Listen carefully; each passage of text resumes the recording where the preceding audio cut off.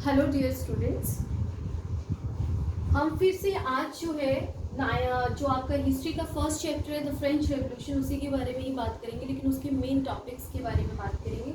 अगर आपने पिछली वीडियोस नहीं देखी है तो बच्चे उनको जो है देखिए, ताकि आपको आगे के जो टॉपिक्स हैं वो क्लियर हो जाए। ठीक है, आज के जो मेन टॉपिक्स हैं वो हमारे हैं 3 topics: Mercedes, Jacobin club and the reign of terror.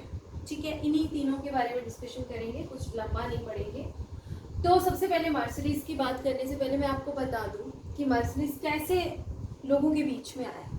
ठीक है, मर्सिडीज एक नेशनल एंथम है फ्रांस का, ये मैं आपको बता देती हूँ। लेकिन नेशनल एंथम जो है वो भी कैसे जो है वो उनके बीच में, लोगों के बीच में आया और लोगों ने इसको नेशनल एंथम का नाम दे दिया। कैसे हुआ? यूं बेटा कि आपने देखा होगा थर्ड स्टेट जो था हमारा, थर्ड स्टेट थक चुका था किंग से। उन्होंने जो है वो अपना कॉन्स्टिट्यूशन भी बना लिया थर्ड स्टेट ने, और कुछ एक पावर्स को लिमिटेड कर दिया। किसकी पावर्स को? लुई 16 की। अब लुई 16 को ये बात जो थी वो डाइजेस्ट नहीं हो रही थी। लुई 16 ये चाहते थे कि कैसे जो है एक ऑर्डिनरी पर्सन जो वो मेरे ऊपर हावी हो रहा है, मैं तो एक किंग हूँ। ठीक है, कैसे एक ऑर्डिनरी पर्सन जो मेरी पावर्स को कैप्चर कर रहा है। तो इसके लिए क्या किया कि उन्होंने जो है लुई 16 ने 1792 में प्रशिया और ऑस्ट्रिया के साथ में जाके थोड़ा सा सीक्रेट मीटिंग्स करना शुरू कर दी। उन्होंने बोला कि ऐसा है कि ये जो थर्ड स्टेट है उन्होंने मेरी पावर्स को बहुत लिमिटेड कर दिया, और ये इफेक्ट आपकी, क्योंकि ये भी आपकी यूरोपियन कंट्रीज है, साथ में लगती हुई कंट्रीज है, तो इनको लुई 16 ने बोला कि ऐसा नहीं है कि फ्रांस में ही क्रांति आ रही है, फ्रांस में लोग चेंज हो रहे हैं, तो फ़र्क आपकी कंट्री में भी पड़ सकते हैं, क्योंकि आपकी कंट्री के लोग भी आपके खिलाफ हो सकते हैं। तो थोड़ा ध्यान रहे, इसके लिए बेटर है कि हम जो है अपनी ही कंट्री में ये अपनी प्रॉब्लम को सुलझा लें, ताकि उनको अगर हम लोगों को लेसन दे दें कि ऐसा अगर आप करोगे तो आपके साथ ऐसा होगा, तो हमें जो है अपने थर्ड स्टेट को किसी न किसी तरीके से उनकी जो आगे बढ़ने की जो पावर्स हैं और जो मेरी पावर्स को कंट्रोल कर रहे हैं उसको दबा देना चाहिए। तो दे आर एग्री, वो एग्री हो गए, दे वर एग्री विद लुई 16। बोलते ठीक है, हम आपका साथ देते हैं, हम अपने ट्रूप्स मतलब सेना को भेजेंगे और आपकी कंट्री में अटैक करेंगे, और थर्ड स्टेट के ऊपर ही अटैक होगा, और थर्ड स्टेट को हम जो है वो उनके साथ फिर लड़ाई होगी हमारी, और जो भी है मैटर हम सुलझा लेंगे, और हम एक लेसन दे देंगे ताकि हमारे देश में भी ऐसी कोई क्रांति ना आ जाए। अब हुआ यूं कि जो थर्ड स्टेट था उसको पता चल गया इस बात का कि जो प्रशिया और ऑस्ट्रिया है वो ऐसा करने वाले हैं। तो प्रशिया और ऑस्ट्रिया की ताकत, इससे पहले कि वो अटैक करते, अपनी सेना को भेजते, उससे पहले ही थर्ड स्टेट ने 1792 को डिक्लेयर कर दिया कि भाई हम तुम पे अटैक कर रहे हैं, तुम तैयार हो जाओ। किसने बोल दिया? थर्ड स्टेट ने बोल दिया रशिया और ऑस्ट्रिया को, अब हम तैयार हैं आपसे लड़ने के लिए, आप तैयार हो जाओ, अपनी तैयारी करो। अब देखो बेटा, थर्ड स्टेट जो थी उसमें ऑर्डिनरी पीपल थे, सब ऑर्डिनरी पर्सन्स थे, कोई बहुत ज़्यादा ना तो काफ़ी रिच नोबेलिटी और वो तो थे ही नहीं। तो इसमें जो है उन्होंने ऑर्डिनरी पर्सन ने ही जो है वो आर्मी बनाई अपनी। सब लोग मोस्टली जो यूथ था, जो मेन थे, वो आर्मी में चले गए। उन्होंने अपनी एक आर्मी बनाई ताकि वो इन प्रॉब्लम को सॉर्ट आउट कर सके। अब जब उन्होंने आर्मी बना ली बेटा, तो उस टाइम पे एक पोइट हुआ करते थे रॉबर्ट डी एल इजले, जिन्होंने एक पेट्रियोटिक सॉन्ग कंपोज्ड किया।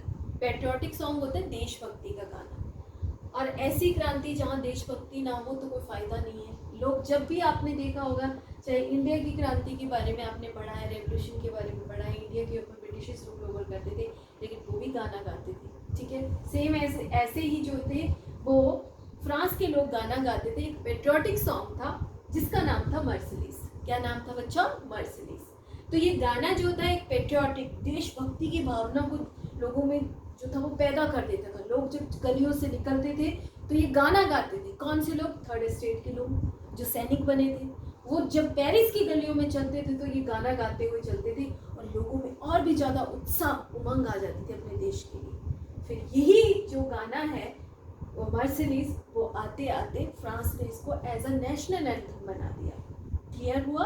तो मर्सिडीज क्या था? क्वेश्चन आपका ये आ सकता है कि explain about the Mercedes. Mercedes जो था वो एक पेट्रियोटिक सॉन्ग था जिसको कंपोज किया था रॉबर्ट डी एल इजले ने, जो कि एक पोइट थे। आगे चल इस गाने को मोस्टली जब लोगों ने क्रांति लाने के लिए, रेवोल्यूशन लाने के लिए जो सैनिक थे वो गलियों में, जब पेरिस की गलियों में निकलते थे तो ये गाना गाया करते थे और लोगों का उत्साह बढ़ाते थे, उमंग बढ़ाते थे, लोगों में जोश पैदा करते थे अपने देश के लिए, और फिर यही जो है वो उनका नेशनल एंथम बन जाता है। क्लियर? अब आते हैं हम नेक्स्ट में। अब बोले इसने जैकोबिन क्लब क्या था। जैकोबिन क्लब के ऊपर भी एक दो क्वेश्चन आ सकते हैं, सारे मैं क्लियर कर दूंगी आपको। जो भी पूछा जाएगा question according to that you frame your answer. ठीक है, जैकोबिन क्लब जो था बेटा कि जब इन्होंने अपना कॉन्स्टिट्यूशन बना लिया तो 1791 में उनको एक राइट दे दिया कि चलो तुम अपना एक पॉलिटिकल क्लब बना सकते हो फ्रांस में।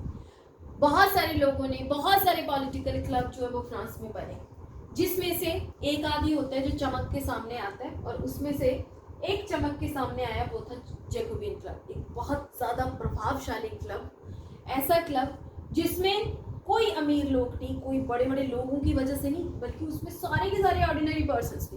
मोची थे, कुम्हार थे, राइटर थे, आर्टिशियन थे, पेंटर थे, ये सारे ऑर्डिनरी पर्सन जो थे वो सारे के सारे the member of the Jacobin club.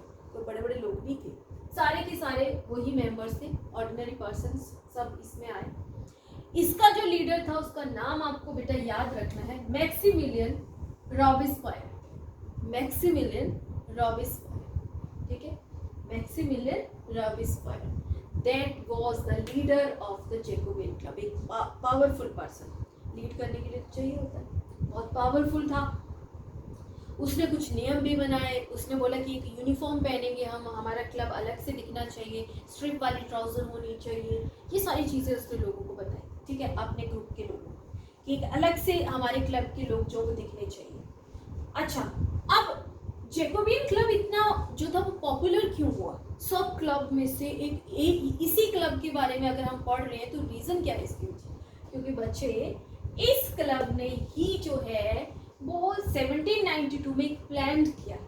Plan के अकॉर्डिंग क्या था कि इन्होंने ये प्लान किया कि जो रॉयल फैमिली है उसको हम प्रिजन में डाल देंगे, क्योंकि उनको अब जो था लुई 16 पे विश्वास नहीं रहा था कि वो अब कुछ भी कर सकता है, क्योंकि वो जो है वो क्या करता था, मीटिंग्स कर लेता था दूसरी कंट्रीज में जाकर के सीक्रेटली, और उसका आंसर फिर थर्ड स्टेट को भुगतना पड़ता था, एक मिडिल क्लास लोगों को करना पड़ता था।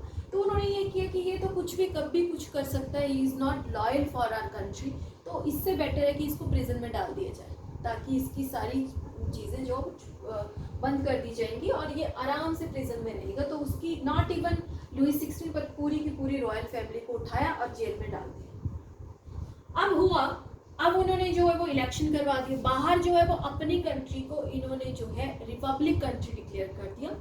रिपब्लिक कंट्री इसलिए डिक्लेयर कर दिया बच्चा कि वहाँ पे वोटिंग हुई, और वोटिंग में सब लोगों को अब राइट दिया गया कि तुम वोट कर सकते हो। उसमें ऐसा नहीं था कि 25 ईयर बिलो यंगस्टर जो थे वो पार्टिसिपेट नहीं कर सकते, अब वो भी वोट दे सकते थे।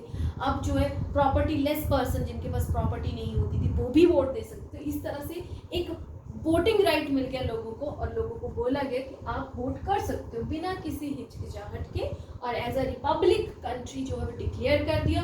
वहाँ पे एक तरह से मोनार्की सिस्टम, जो वंशवाद चला आ रहा था, राजा का तंत्र चला आ रहा था, वो खत्म हो गया, क्योंकि लुई 16 को डाल दिया जेल में, और जो है पूरी तरह से राजतंत्र खत्म, और रिपब्लिक जो है, एक रिपब्लिक कंट्री जो है वो फ्रांस उभर के सामने आता है। लेकिन इसमें भी एक ट्विस्ट आता है। 21 जनवरी 1793 अब इन्होंने सोचा कि क्यों हम इसको ऐसे ही जेल में रख रहे हैं, लुई 16 को उठाओ, इसको ख़त्म करो अब कहानी। उन्होंने क्या किया, 21 जनवरी 1793 को उसको एग्जीक्यूट कर दिया, मतलब पब्लिकली सबके सामने मार दिया। और ऐसा ही उसके रॉयल फैमिली के साथ वो सबको उन्होंने ख़त्म किया, मार के ख़त्म की करी कहानी। तो यहाँ पे एंड हो जाता है लुई 16 का। कब? 21 जनवरी 1793। डेट याद रखना, क्योंकि this is very important. Okay, तो 21 जनवरी 1793 को एग्जीक्यूट कर दिया जाता है, लुई 16 को मार दिया जाता है, पब्लिकली मार दिया जाता है, और जो है यहाँ पे एंड हो जाता है हमारे लुई 16 का। तो पता चला जैकोबिन क्लब का क्या रोल था, क्या क्या काम किया था जैकोबिन क्लब ने, कैसे ये बना, कौन इसका लीडर था, और क्या किया इन्होंने, पूरी की पूरी रॉयल फैमिली को जेल में डाला, जेल में रखा, उधर इलेक्शन करवा दिए। जो इलेक्शन में उनकी जो न्यू पार्टी बनी, जो न्यूली इलेक्टेड जो पार्टी बनी, गवर्नमेंट बनी, इसको इन्होंने कन्वेंशन जो है वो गवर्नमेंट बोला, एज अ रिपब्लिक, मतलब गवर्नमेंट चुनी गई। And as well as republic होते ही वहाँ पे सबको राइट दिया गया था इलेक्शन में, सभी लोग जो है वो लोगों को राइट है वो वोट दे सकते हैं। एज वेल एज उन्होंने जो है फिर इन्होंने देखा कि लुई 16 को अब यहाँ पे ख़त्म कर देते हैं कहानी इसकी, अब इसको रखने का कोई फ़ायदा है नहीं। अब जो है 21 जनवरी 1793 को उसको एग्जीक्यूट कर दिया जाता है पब्लिकली। ठीक है, क्लियर? यहाँ तक आई थिंक आपको क्लियर हो गया होगा। Now turn on the next point, that is the reign of terror. Reign of terror, terror जैसा माहौल क्रिएट हुआ फ्रांस में कब से कब तक, 1793 टू 1794, एक साल के लिए। याद रखना है, रीन ऑफ टेरर, भयानक वाला एक ऐसा माहौल पैदा हुआ जिससे लोग डरने लगे। अब ऐसा क्या हुआ होगा वहां पे, सब कुछ तो ठीक हो गया था, लुई 16 खत्म, कहानी खत्म, सब कुछ ठीक, रिपब्लिक डिक्लेयर, फिर भी रीन ऑफ टेरर हो गया। क्या रीजन रहा बेटा? इसका रीजन बना आपका रॉबेस्पायर। कौन? The leader of Jacobian club. ये रीजन बन गया। अब ये कैसे रीजन बना? ये तो अच्छी बात कर रहा था, राजा को मार रहा था, ये कर रहा था, और रिपब्लिक डिक्लेयर किया था अपनी कंट्री को, लोगों को राइट दिया था वोटिंग का, फिर ये लोगों के लिए कैसे बन गया बेटा? ये भी एक कहानी थी। अब आ गया कंट्रोल किसका? रॉबेस्पायर का, एक दमदार नेता। और उसने जो है जैसे ही फ्रांस उसके हाथ में आया तो उसने भी कुछ इस तरह के काम किए कि लोगों को पसंद नहीं आया। इसने क्या किया कि इसने बोला कि कोई भी पर्सन अपनी गवर्नमेंट के अगेंस्ट नहीं बोलेगा। अगर कोई पर्सन बोलता था उसको उठाते थे, जेल में डालते थे और एग्जीक्यूट कर देते, मार डालते थे। लोगों को इकट्ठे होने का राइट नहीं था एक जगह, लोग कुछ बात नहीं कर पाते थे। ठीक है, लोगों में डर पैदा कर दिया रॉबेस्पायर ने। ठीक है, कि वो रॉबेस्पायर के अगेंस्ट नहीं बोल पाए, जो इसके कानूनों को, जो इसके लॉज को नहीं मानता था उसको जेल में डाल दिया जाता था।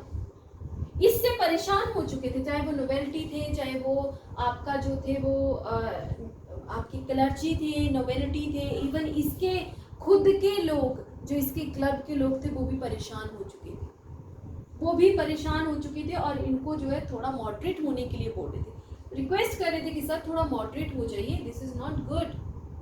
लेकिन नहीं, ये मानने वालों में से नहीं थे। इन्होंने जो है इसके साथ साथ जो है बहुत सारे चेंजेस करना शुरू कर दिए फ्रांस में। इन्होंने लिया तो क्या किया कि वेजेस बढ़ा दिए, वेजेस और प्राइजेस, इसके ऊपर इन्होंने जो है वो चेंजेस कर दिए। मेनली चेंजेस किया आपके वेजेस के ऊपर, सैलरी के ऊपर और प्राइसेस के ऊपर। इवन इन्होंने जो है पीजेंट्स को क्या बोला, जो किसान थे उनको बोला जितनी भी आपकी फसल हो रही है वो फसल सारी की सारी जाके सिटी में आप सेल करोगे और उसकी फिक्स प्राइस होगी, गवर्नमेंट प्राइस के अकॉर्डिंग ही आप अपनी फसल को बेचोगे जो आपकी क्रॉप है। अरे किसान परेशान हो गए, उनको सिटी में जाना पड़ रहा था और जो उनकी फसल थी उसको फिक्स प्राइस पे बेचना पड़ रहा था। अब आगे आए तो उन्होंने क्या किया और कर दिया, उन्होंने बोला जी ये जो वाइट फ्लोर है हमारा आटा बहुत महंगा है, सभी एक जैसा आटा यूज करेंगे, कि forbidden to use the white flour in France. France में उसने बंदी करवा दी, वाइट फ्लोर बिकेगा ही नहीं। लोग फिर परेशान हो गए, अरे जो अफोर्ड कर सकते हैं उनको खाने दो, नहीं एक जैसा सब जगह एक जैसी ब्रेड खाई जाएगी। फिर लोग परेशान हो गए इनसे, छोटी छोटी चीज़ पे चेंज कर रहे थे और ऐसे चेंज जिससे लोग एक ऑर्डिनरी से ऑर्डिनरी पर्सन परेशान होने लगा, जिसका कोई लिंक नहीं है, फिर भी चेंजेस। उसके बाद फॉर्म्स ऑफ स्पीच में चेंज कर दिए, कि फॉर्म्स ऑफ स्पीच का मतलब है कि वहाँ पे बोला जाता सर और मैडम ऐसे करके बोलते हैं हम, लेकिन इसने बोला no, you are called them citizen, citizen बोलेंगे सभी, सर और मैडम नहीं बोलेंगे। प्रॉब्लम ये थी कि लोग जो थे भूल जाते थे, जो बोलता था जिसको जो बोल नहीं पाता था उसको पनिशमेंट मिलती थी। तो ये छोटे छोटे रूल्स उसने चेंज करना शुरू कर दिए फ्रांस में। एज वेल एज जो चर्च थी, चर्च को इसने शट डाउन कर दिया, बैरिक्स बना दिए, उसके ऑफिसेस बना दिए। ठीक है, बैरिक्स बना दिए और ऑफिसेस बना दिए और चर्चेस को हटा दिए, बंद कर दिए। लोगों का खिलाफ होना जायज था कि नहीं था? लोगों के ऊपर वो चीजें करी जा रही थी जो लोग कभी सोच भी नहीं सकते थे। और रॉबिस्फायर जो था वो एक तरह से क्या बन चुका था, उसने एक हिटलर की तरह काम करने लग गया था। मतलब मनमानी, किसी की बात ही नहीं सुन रहे थे, किसी की बात नहीं, ना अपने ग्रुप के लोगों की, किसी को सेटिस्फाई नहीं कर पा रहे थे अपने काम से, ना अपने ग्रुप के लोगों को, ना अपने कंट्री के जो अदर क्लासेस के लोग थे उनको नहीं कर पा रहे थे। लोग टोटली एंगेज हो चुके थे रॉबिस्फायर के। एंड में क्या हुआ, 1794 को उनको भी एग्जीक्यूट कर दिया जाता, मार दिया जाता। तो this is the end of the reign of terror. समझ में आ गया रीन ऑफ टेरर क्या था, कैसे शुरू हुआ था, किसने शुरू किया था, क्या क्या चेंजेस किए थे जिससे लोग परेशान हुए थे, और एंड में रॉबिस्फायर को भी जो है वो मार दिया जाता है और एंड हो जाता है आपके रीन ऑफ टेरर का। सो आज के ये 3 टॉपिक्स थे मेन। आई होप बच्चा यू अंडरस्टूड इट। ठीक है, कल फिर आएंगे हम कुछ नए टॉपिक्स के साथ। Thank you so much for watching.